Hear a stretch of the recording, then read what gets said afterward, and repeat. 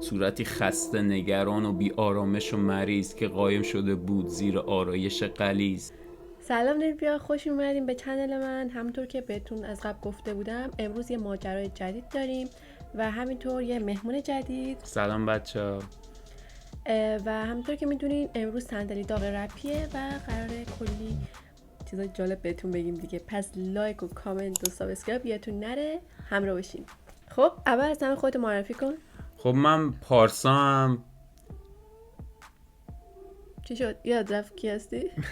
میبینی پامو لیست. من پارسام 26 سالمه از قائمشهر و خب عاشق رپ و هیپ هاپ اومدیم که با صندلی داغ رپی بهتر کنیم دیگه. با بهتون بگم که گربه ما فل شده و کلا صداش خورده آزاردهنده است دیگه، تحمل کنید. خب بهم بگو که اولین بار کجا با رپ آشنا شدی و اولین آهنگ رپی که شنیدی از کی بوده؟ خب این داستانش خیلی باحاله. من کلا خب پاپ گوش میدادم دیگه. بعد با دوستم حافظ توی سال نمیدونم 88 یا 87 بود، اول راهنمایی بودیم، ولی توی اردو که بودیم اومد هنسفریشو گذاشت تو گوش من و گفت بیا این موزیک رو گوش بده. موزیک پیاده میشم یاسو گذاشته بود که باحالم بود خیلی، هنوز تو ذهنم مونده. میگفت که چی؟ صورتی خسته نگران و بی آرامش و مریض که قایم شده بود زیر آرایش غلیظ. بعد اصلا میدونی این یه دفعه که همچین چیزی رو گوش دادم اصلا منو برد توی دنیای دیگه. بعد اومدم مثلا ترک های دیگه یاسو گوش دادم و مثلا درد و دل بود، نمیدونم پیاده میشم بود، اینا بود. اصلا یه دفعه وارد رپ شدم، خودم نفهمیدم چی شد. خب مجبور شدم قطع کنم یه لحظه بخاطر صداهای ناهنجار. داشتم میگفتم که منم برای خیلی عجیبه ولی منم برای اولین بار آهنگای یاسو شنیده بودم توی مثلا رپ. بعد اون موقع فکر کنم راهنمایینا بودم و پسر خالم واسم فرستاده بود. بعد فکر کنم اون آهنگی از یاسو شنیده بودم که برای زلزله بم خونده بود، اونو شنیده بودم. خب طبیعیه دیگه، یاس کلن چون حالت ماینستریم داشت و شعراش مثلا اجتماعی بودن و ساده، خب خیلی ها با یاس وارد رپ شدن یا مثلا اکثرا زد بازی گوش دادن وارد رپ البته شدن. من با یاس وارد رپ نشدم، فقط اولین رپی که شنیدم اونجا بود و اونجا هم اصلا دنبال رپ نبودم. داستان رپ من یه جای دیگه شروع شد، داده تو دانشگاه و دانشجویی اینا بودش. خب حالا خور از هیپ هاپ بگو. خب ببین هیپ هاپ یک بیشتر از این که مثلا مردم ساده میبیننش، یک فرهنگ خیلی غنی و بزرگه که دسته‌بندی‌های خیلی زیادی داره. خب مثلا رپ یه بخششه. رپ یه بخشیه که خب با کلام میخونن، یه سریا مثلا بیت باکسر هم بیت باکس میزنن، یه سریا مثلا کارشون گرافیتی و مثلا توی خیابون و مثلا اینا روی دیوارای مثلا چیزشون نقاشی میکشن، طراحی میکنن. یه سریا مثلا بریک دنس کارن و خب مثلا بی بوی داریم، ما بی گرل داریم و خب میرقصن، با رقصشون اون فرهنگو میخوان جا بندازن. و خب یه سری هم مثلا MC هن. MC خب یه جورایی همون رپه ولی خب بداهه است، یعنی طرف بداهه میاد روی بیت و میگم دیگه، یا مثلا خود بیت یا مثلا سمپل کردن، اینا همه فرهنگ یا بخشی از هیپ هاپه که هیپ هاپ کلن هدفش اینه که بیاد مثلا خب سیاپوستا میدونی دیگه شروعش کردن و خب سیاپوستا هدفشون از شروع هیپ هاپ نمیدونستم. خب این بود که بیان اعتراض کنن، بیان حق خودشونو بگیرن و آزادی بیان داشته باشن و بتونن در قالب شعر، موسیقی و خب همون چیزایی که بهتون گفتم بیان اعتراضات خودشونو بیان کنن و پا بگیرن. و خب شروع کننده هاش هم سیاپوستا بودن و اینجوری شروع شد و ادامه پیدا کرد دیگه. مثلا اینا بچه هایی که اینجا هستن یا بچه های محله کامپتون، توپاک، اسنوپ داگ، دکتر دری، اینا همه اومدن شروع کردن رپو و خب این فرهنگه رو یه دفعه کوبیدن وسط و مردم همچین چیزی رو اصلا ندیده بودن. تا اون زمان اصلا همچین چیزی رو ندیده بودن و وقتی کل این پکیج رو دیدن یه دفعه میلیون ها نفر توی جهان مثلا پشماشون ریخت و عاشق این سبک شدن.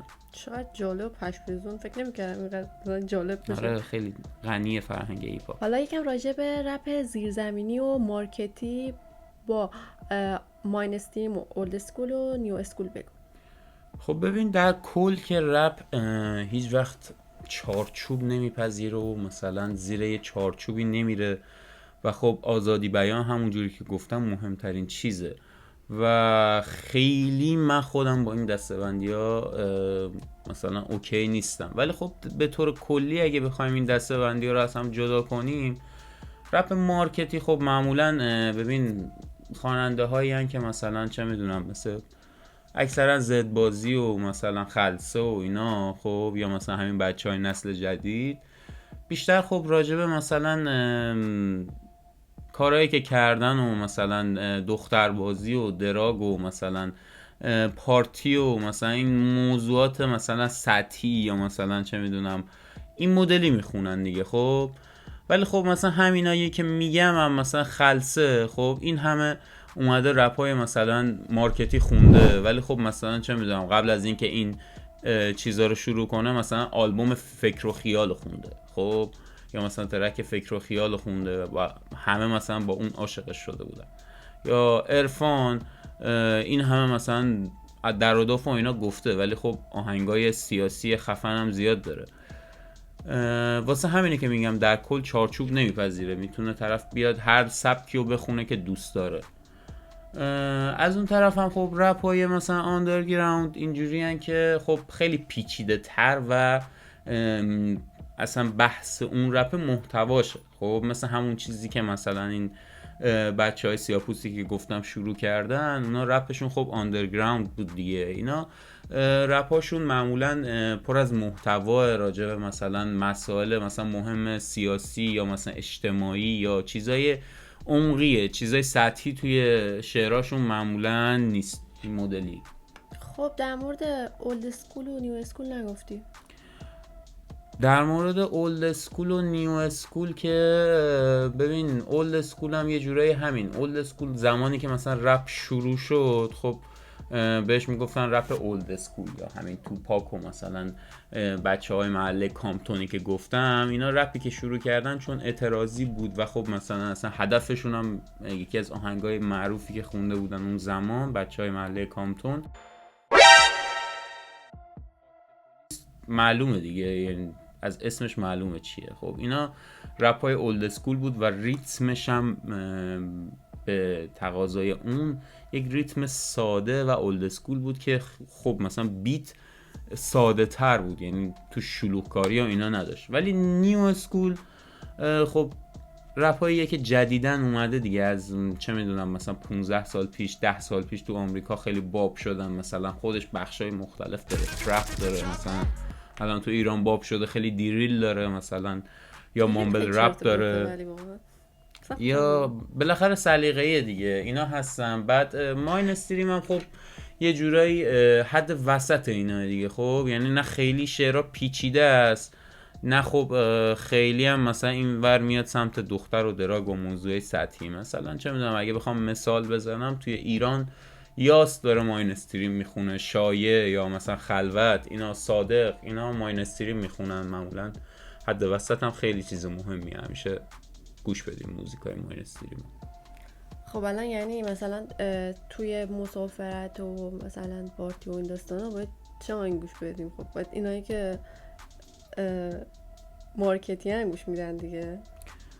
خب ببین تو مسافرت نمیتونی مثلا بیای بهرام گوش بدی یا مثلا چه میدونم موزیکای سخت و یا مثلا اولد اسکول مثلا خیلی مثلا سنگین گوش بدی که خب بیشتر مثلا میشه گوش دادا، ولی خب مثلا اون موقع میخوای ذهنتو آزاد کنی، میخوای مثلا مالی تفریح دیگه، نمیخوای مثلا حالا تفکر کنی. چرا؟ ببین کلن این جور موزیکا خب مخصوصا بهرام و سورنا، خب یا مثلا چه میدونم فدایی، بهرام خیلی ناامید کنندن بزنم.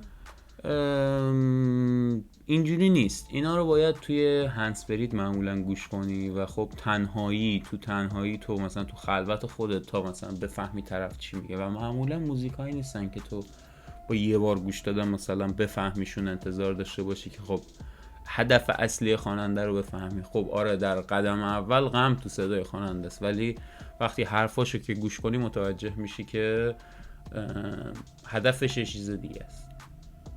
حالا تتلی به نظرت تو کدوم دسته قرار میگیره؟